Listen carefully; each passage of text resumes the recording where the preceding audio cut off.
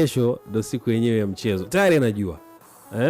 Tayari anafahamu. Anakwenda kukabiliana vipi na mnyama. Ni mbinu za kutaka kutuonyesha kwamba anajiamini sana. Kujiamini sana wakati mwingine inaweza ikakukosta, ikatokea ikakufanya watu waanze kujua zaidi, ama waandishi wa habari wenyewe wanaweza kuanza kukuuliza baadhi ya maswali na ukakuta unatoa mpango kazi unaoenda kuutumia.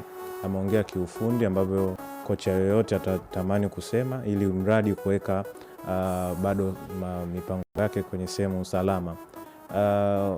Kingine ni kuwaweka pia wachezaji kwenye normal situation ya kwamba mpaka sasa hivi inawezekana hayo, hawajui nani ataanza, nani atakuwa bench, ili kuendelea maintain morale ya timu, kwa sababu ukishaanza kusema nitaanza na fulani au nitafanya hichi mchezaji fulani, unajua kile kitu mimi siwezi kuifanya, kwa lazima ataanza mwenzangu.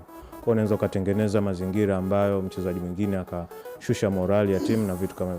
Kwa sasa kikubwa kinachohitajika ni maelezo ya mwisho na mbinu ambazo washazifanyia kazi muda mrefu.